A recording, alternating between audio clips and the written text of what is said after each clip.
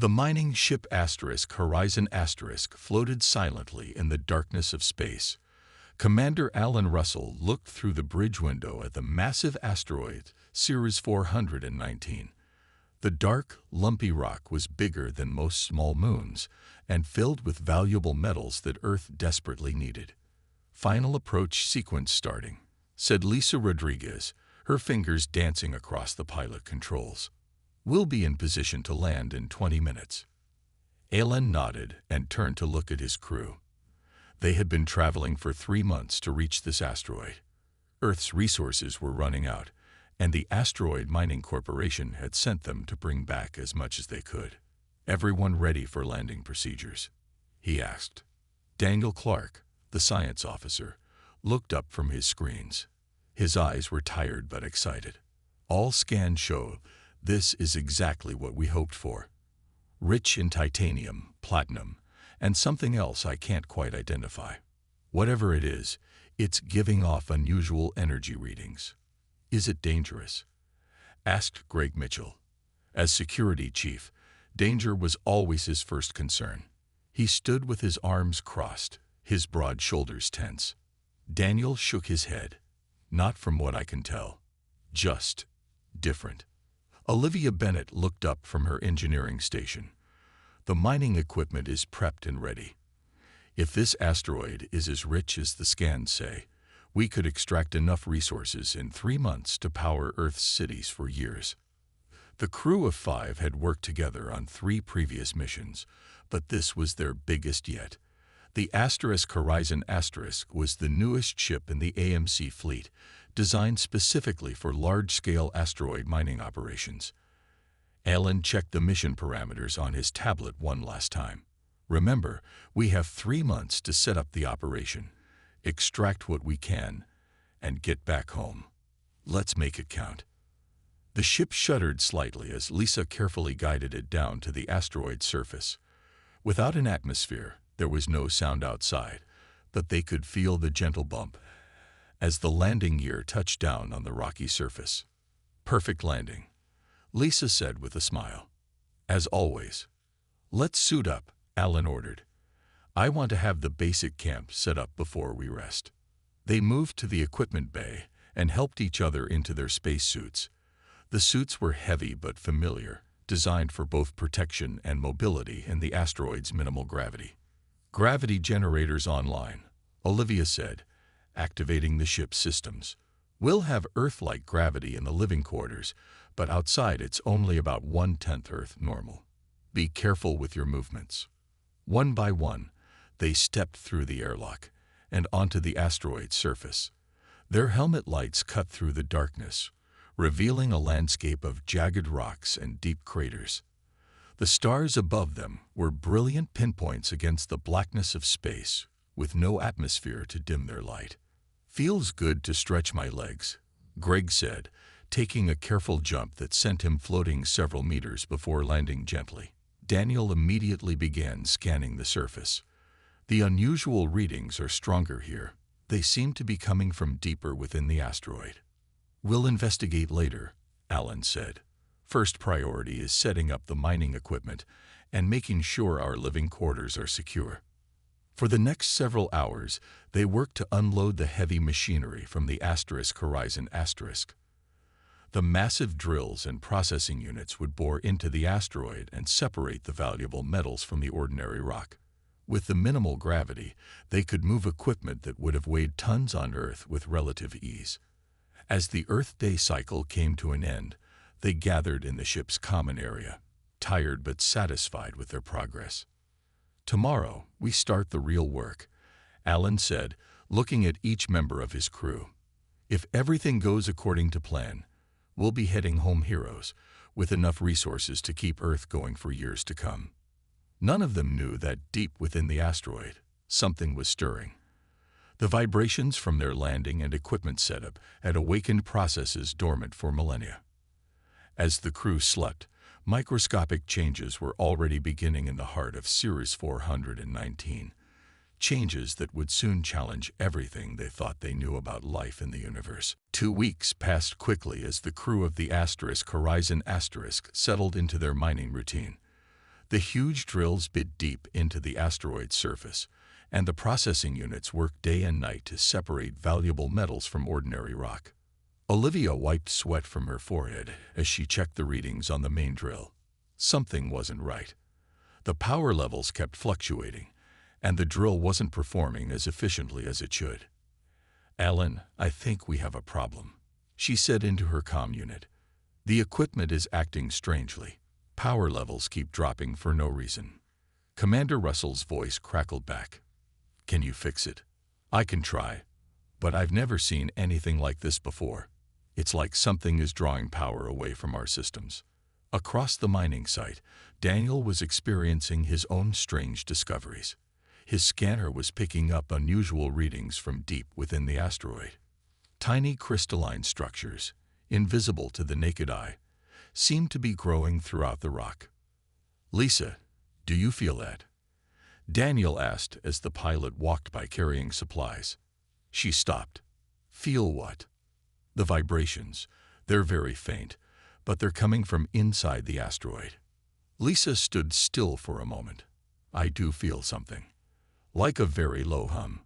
Daniel nodded. "It started about 3 days ago. At first, I thought it was just the drills, but it's different. And look at this." He showed her his scanner screen. "These crystalline structures weren't here when we landed. They're growing." Later that day, the entire crew gathered in the ship's common area to discuss their findings. "The crystals appear to be responding to our mining activities," Daniel explained. "They're concentrated around the areas where we've been drilling, and they seem to be spreading along the tunnels we've created." Greg frowned. "Are they dangerous? Could they damage our equipment or the ship?" "I don't know," Daniel admitted, "but they might explain the power fluctuations Olivia has been experiencing. They could be absorbing energy from our equipment."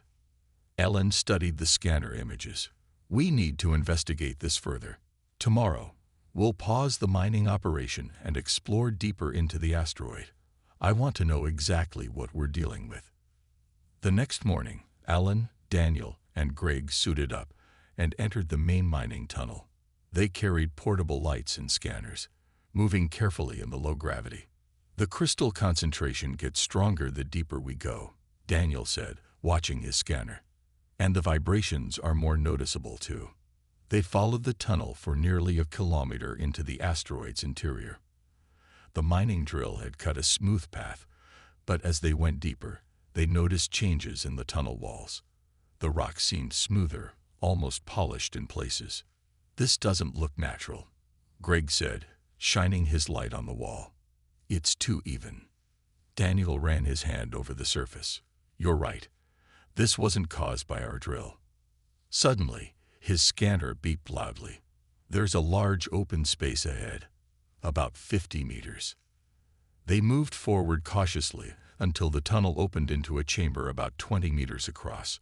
Their lights revealed something none of them had expected: a smooth metallic structure embedded in the rock. "What is that?" Greg whispered, his hand moving to his sidearm instinctively. Daniel moved closer, his scanner held out in front of him. "It's not made of any material I recognize, and look at these markings. They're too regular to be natural. This is manufactured." Alan stared at the structure in disbelief. "Are you saying this is technology? Something built by intelligence?" "I think so," Daniel said quietly. "And based on the readings, it's active. The crystalline structures we've been detecting. They're emanating from this object, spreading throughout the asteroid." As they stood there, the vibrations suddenly intensified. The chamber trembled slightly, and a soft blue glow began to emanate from the mysterious structure. "We need to get back to the ship," Alan said urgently. "Now. We need to report this and figure out our next move." As they turned to leave, a section of the chamber wall shifted, rock moving like liquid, partially blocking their exit. "Move," Greg shouted, pushing the others toward the narrowing opening. They scrambled through just in time, hearing the rock seal shut behind them. The vibrations were now strong enough to feel through their boots. Something on Cirrus 419 was awake, and it knew they were there. Alan, Daniel, and Greg ran through the tunnel back toward the surface, feeling the asteroid shake around them. "Lisa, Olivia, can you hear me?" Alan shouted into his comm unit. "We need immediate evacuation. Something's happening to the asteroid." Static answered him. Communications were down. "We need to move faster," Greg urged, taking the lead. This whole place could be coming apart. When they finally reached the surface, what they saw made them stop in shock. The landscape had changed. Areas that had been flat were now raised in strange patterns. Some of the mining equipment had sunk partially into the ground, as if the rock had become soft. "Where's the ship?" Daniel asked, panic in his voice. Alan pointed to their right. "There, but look at the landing area." The Horizon asterisk was still where they had left it, but the ground around it had changed. The flat landing pad they had created was now surrounded by rising walls of rock, like a cage slowly forming around their only means of escape. "Run," Alan ordered, and they sprinted toward the ship as fast as the low gravity would allow. Inside the Horizon asterisk, Lisa and Olivia were frantically trying to understand what was happening. "All systems are failing," Olivia said, her hands moving quickly over the control panels. "Power levels are dropping, and the engines won't start." Lisa kept trying to raise the others on comms. "Alan, Daniel, Greg, can anyone hear me?" The ship shuddered as something struck it from below. Through the viewport, they watched in horror as crystalline formations began to grow up the landing struts. "We need to seal all the hatches," Olivia said. "Whatever those crystals are, we can't let them inside." The airlock doors suddenly hissed open, and Alan, Daniel, and Greg tumbled inside. Lisa slammed her hand on the emergency close button. "What happened down there?" Olivia asked as they removed their helmets. "The asteroid is changing," Daniel explained, still breathing hard from their run. "Those crystalline structures we found, they're spreading rapidly throughout the entire asteroid, and there's some kind of alien technology at the core." Alan moved to the communication station. "We need to warn Earth. This could be a threat to more than just our mission." He tried every frequency, but nothing worked. "Communications are completely down. We can't reach Earth or even any relay stations." "It gets worse," Olivia said, looking at the ship's sensors. "The asteroid's trajectory has changed. We're moving." Daniel rushed to check the readings. "She's right. We've changed course, and based on these calculations," his face went pale. "We're heading toward Earth." "Could this be some kind of defense mechanism?" Greg asked. "Maybe our mining triggered a response." "I don't think it's that simple," Daniel replied. "The structure we found, the way these crystals are organized, they'd form a network, almost like a nervous system. I think this asteroid might be alive, or at least partly alive. Alive or not, we need to regain control of our ship and warn Earth," Alan said firmly. "Olivia, what's our power situation?" "Bad. Something is draining our systems. At this rate, we'll lose life support in about 72 hours. A loud grinding sound came from beneath them, and the ship tilted slightly. Through the viewport, they could see the rock around the Horizon asterisk continuing to change shape, curling up and around the hull. "The docking bay is transforming," Lisa said. "It's trapping us here." Alan looked at his crew, seeing the fear in their eyes, but also their determination. "We need a plan. If we can't warn Earth, then we need to stop this thing ourselves." "How do we fight an entire asteroid?" Greg asked. "We know it's vulnerable to something," Daniel said, thinking hard. "It reacted when we started mining. Maybe we can use that somehow." Outside, the crystalline structures continued to spread across the asteroid's surface, glowing with an eerie blue light. The vibrations grew stronger, and in the distance, entire sections of the asteroid's surface began to shift and rearrange. The battle for survival had begun. The crew of the Horizon asterisk gathered around the small table in the common area. Their faces were grim as they tried to understand what was happening to the asteroid and how to stop it. We need more information, Alan said. Daniel, what else can you tell us about those crystals and the structure we found? Daniel pulled up images on his tablet. The crystals are unlike anything I've ever seen. They conduct energy in ways that shouldn't be possible. As for the structure, he showed them a 3D model he created from his scans. It appears to be some kind of control center. The crystals all connect back to it, like a brain connected to nerves. So we're dealing with some kind of living ship? Lisa asked. More like a hybrid, Daniel explained. Part biological, part mechanical, and ancient. Based on the rock formations around it, it's been here for thousands, maybe millions of years. Greg leaned forward. If it's a ship, it must have defenses and weapons. That would explain why it's heading to Earth, Olivia said quietly. It might see us as a threat that needs to be eliminated. Ellen stood up. We need to get back in there. Find out more about this thing and how to stop it. The tunnels are probably collapsed by now, Greg pointed out. Then we make new ones, Alan replied. Olivia, can we repurpose any of our mining equipment for exploration? Olivia thought for a moment. The small sample drills should work. They're designed to take core samples without disturbing the surrounding rock too much. If we're careful, maybe we can get back to that chamber without triggering more changes. What about the crystals? Lisa asked. They seem to be how this thing senses what's happening. Daniel had been running tests on a small crystal sample he collected earlier. I've noticed something interesting. They react to certain frequencies. Watch this. He activated a small device that emitted a high-pitched tone. The crystal sample vibrated, and then seemed to shrink slightly. They don't like that frequency, Daniel said. It disrupts them somehow. Greg's eyes lit up. So we have a weapon. Maybe, Daniel cautioned. It's just a small effect on a small sample. We'd need something much more powerful to make a real difference. I might be able to help with that, Olivia said. The sonic drilling equipment works on similar principles, if I can adjust it to match that exact frequency. Alan nodded. Do it. Greg, you and I will prep for another expedition into the asteroid. Lisa, stay with the ship and keep working on communications. If there's any way to get a message to Earth, find it.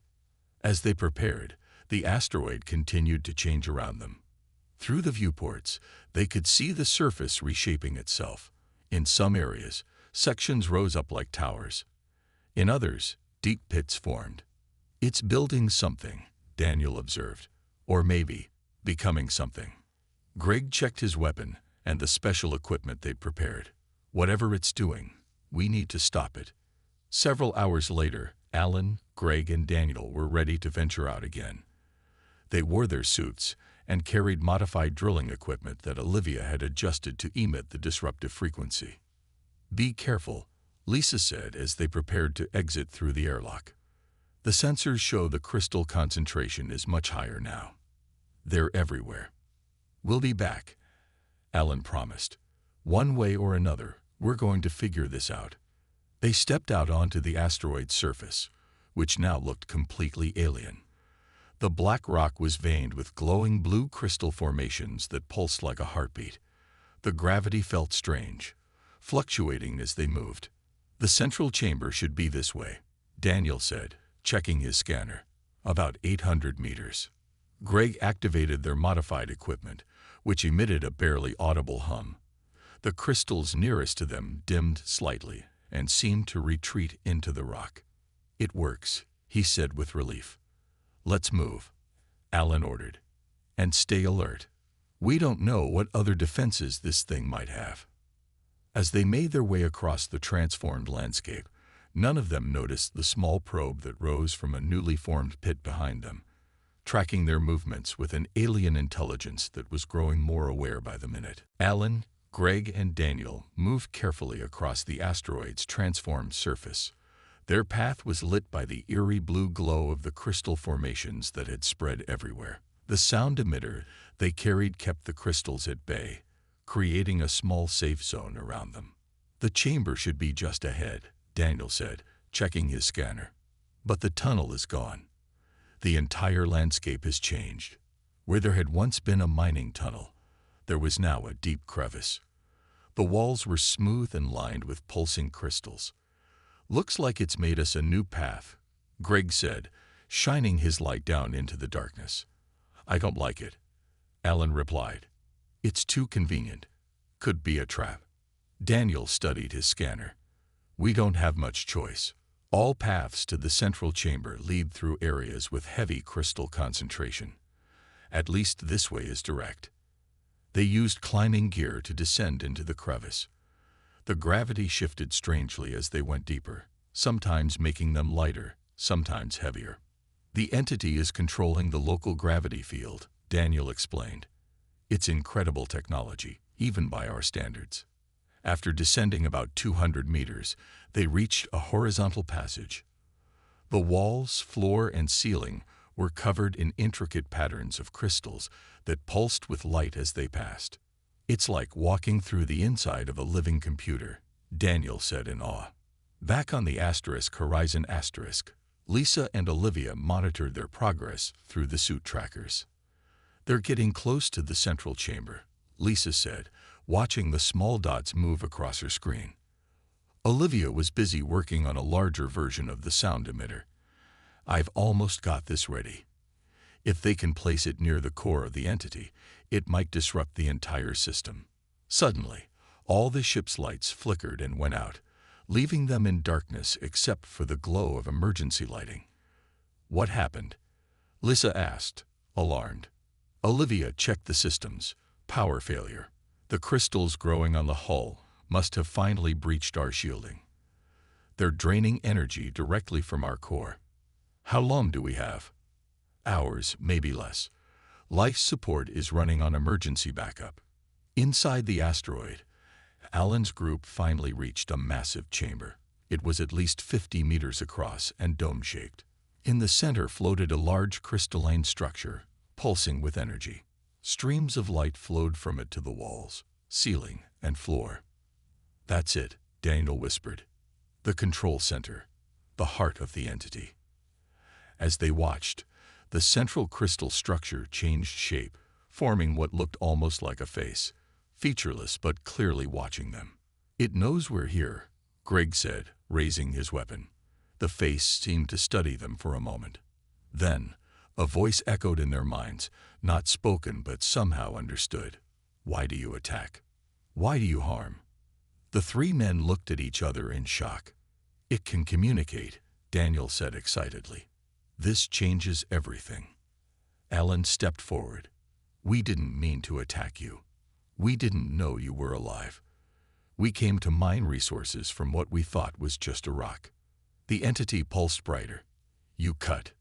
You drill. You take. Threat detected. Defense initiated." "We're not a threat," Alan insisted. "We can leave you in peace." "Too late. Your kind knows of me now. Your world will send more. I must protect. I must eliminate the threat." Daniel moved closer to Alan and whispered, "It's afraid of us. It thinks Earth will send more ships to capture or destroy it." "How do we convince it we're not a threat?" Greg asked. Before they could say more, tendrils of crystal shot out from the walls, reaching for them. Gray activated the sound emitter at full power. The crystals recoiled, and the entity emitted a high-pitched sound that made them cover their ears even inside their helmets. "Run," Alan shouted, "back to the surface." As they fled, the chamber began to collapse behind them. The entire asteroid shuddered violently. Their comm units suddenly came back to life with Olivia's voice. "Alan, can you hear me? Something's happening to the asteroid. It's changing course again, accelerating toward Earth. And we're picking up energy readings like nothing we've ever seen before. I think it's charging some kind of weapon." Greg looked at Alan, his face pale inside his helmet. "We just made things worse." "No," Alan said firmly. "Now we know what we're dealing with. It's scared and acting in self-defense. We need a new plan." The asteroid rumbled around them. As they raced back toward the surface, the entity's defenses closing in behind them. Alan, Greg, and Daniel raced through the shifting passages of the asteroid, trying to find their way back to the surface. Behind them, crystal formations grew rapidly, sealing off their escape route. "Left here," Daniel shouted, checking his scanner. "The passage to the right is completely blocked." As they turned the corner, a wall of crystal suddenly shot up in front of them, cutting off their path. They were trapped. "The sound emitter," Alan ordered. "Full power." Greg activated the device. The high-frequency sound made the crystal wall vibrate and then crack. They pushed through the weakened barrier and continued running. Back on the Horizon Asterisk, Olivia had finished her work on the larger sound emitter. "It's ready," she told Lisa, "but the others need to get back here so we can set it up properly." Lisa was still trying to establish communications with Earth. No luck with the long-range comms. "Whatever this thing is, it's blocking all our signals." Suddenly, her console lit up. "Wait, I'm getting something from Alan's team." Alan's voice came through, broken by static. "Trapped, level 3. Entity is weapon charging. We need to help them," Lisa said, standing up. "They'll never make it back on their own." Olivia looked at the mining shuttle docked in the small bay. The shuttle still has power. Its systems are simpler, less affected by the crystal drain. We could use it to reach them. But who goes and who stays with the ship? Lisa asked. Olivia thought for a moment. "You're the better pilot. You take the shuttle. I'll stay and keep working on the ship's systems. Maybe I can find a way to boost our power and get communications back online." Lisa nodded and hurried to prepare the shuttle. Minutes later, she was guiding the small craft through the transformed landscape of the asteroid, following the tracker signals from Alan's team. Inside the asteroid, the 3 men had reached another dead end. "We're running out of options," Greg said, breathing hard. "Every path we take gets sealed off behind us." Daniel was studying his scanner intently. "There's another way. An air shaft of some kind about 20 meters to our right. It might lead to the surface." They used the sound emitter to cut through the wall and found themselves in a vertical shaft that seemed to stretch upward toward the surface. As they prepared to climb, they heard the entity's voice in their minds again. "You cannot escape. You cannot stop what must happen." "We don't want to destroy you," Alan called out. "We want to communicate, to understand. Humans only destroy, only take. The data is clear." Daniel looked puzzled. "What data? What do you know about humans?" There was a pause then. "I have observed, through the cosmos, for millennia, species like yours consume until nothing remains. You will be stopped before you spread further." A realization hit Daniel. It's not just defending itself. It's on a mission. It was sent here to assess Earth as a threat, and we just confirmed its worst fears by mining it," Alan said grimly. The shaft suddenly began to narrow above them, the walls closing in. "Climb. Now," Greg shouted. They scrambled upward as fast as they could. Just as the shaft was about to close completely, they heard the sound of engines above them. A bright light shone down from the opening. "It's Lisa," Alan said with relief. She brought the shuttle.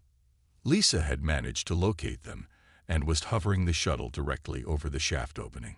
She lowered a rescue cable down to them. "Hurry." Her voice came through their comms. "The whole area is becoming unstable." One by one, they grabbed onto the cable and were pulled up into the shuttle. As Greg, the last one, was being pulled up, crystal tendrils shot out from the walls, wrapping around his legs. "It's got me," he shouted, holding onto the cable with all his strength. Alan and Daniel grabbed the cable and pulled. Lisa increased power to the shuttle's winch. For a moment, it seemed like they would lose him, but then the sound emitter, still attached to Greg's belt, activated from the impact. The crystal tendrils recoiled, and Greg was yanked free.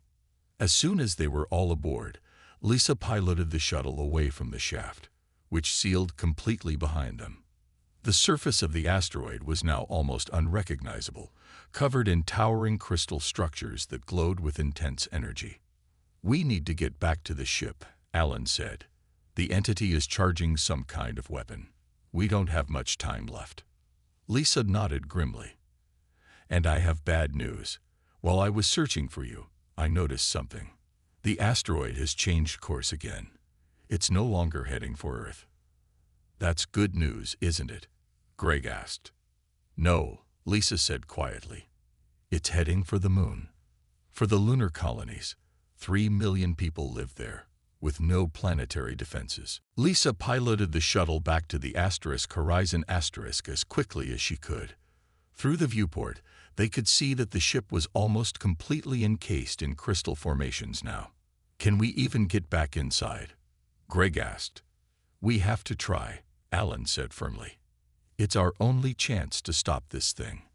They landed the shuttle in the small section of the landing bay that remained clear. As they rushed inside the ship, Olivia greeted them with a look of relief. "I thought you might not make it back," she said.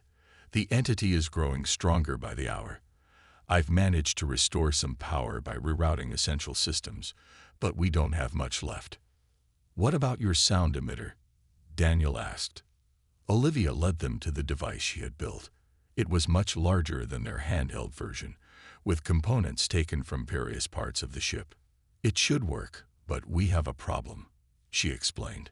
"To affect the entire asteroid, we need to place it at the core, near that central chamber you found. And we'd need to stay far away when it activates. The sound would kill us if we're too close." "We could use the shuttle's autopilot," Lisa suggested. "Program it to carry the device to the core. The entity would detect it and destroy it before it got close enough." Greg countered. Daniel had been quiet, thinking deeply. "What if we don't try to destroy it?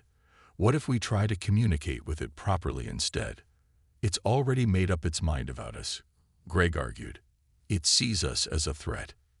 "Because that's all it knows about us," Daniel insisted. "It's been watching humanity from afar, seeing only our consumption of resources. It hasn't seen our capacity for understanding, for compassion."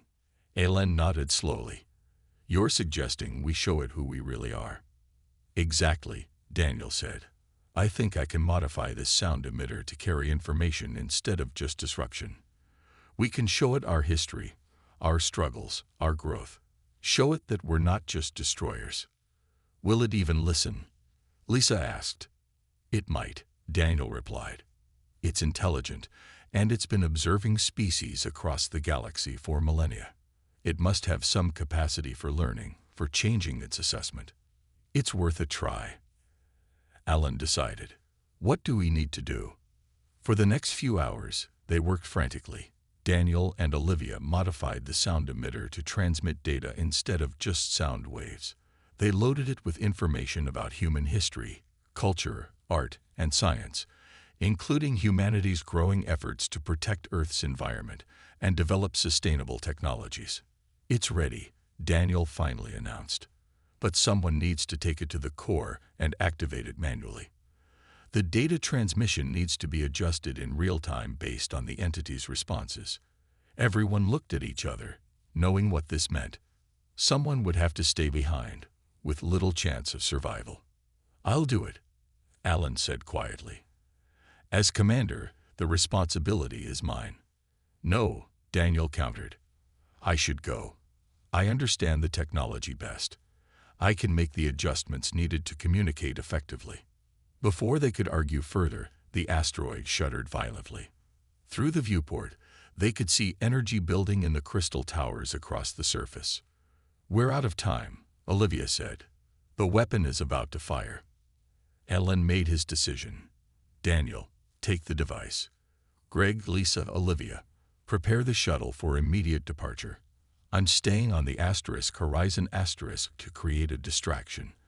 I'll use what power we have left to disrupt the entity's systems, give Daniel a chance to reach the core." No one argued. They knew it was their only hope. As Greg, Lisa, and Olivia prepared the shuttle, Alan helped Daniel secure the modified emitter. Good luck, Alan said, clasping Daniel's shoulder. Show it who we really are. Daniel nodded solemnly. I will. Minutes later, the shuttle departed with Greg, Lisa, Olivia, and Daniel aboard. Alan watched them go, then turned to the ship's controls. He diverted all remaining power to the engines and aimed the Horizon straight at the largest crystal formation. Let's see how you like this, he whispered. As the Horizon crashed into the crystal tower, creating a massive disruption in the entity's network, Daniel slipped away from the shuttle in his suit, carrying the data emitter toward the core. The fate of millions now rested on his ability to make one sentient asteroid understand the true nature of humanity.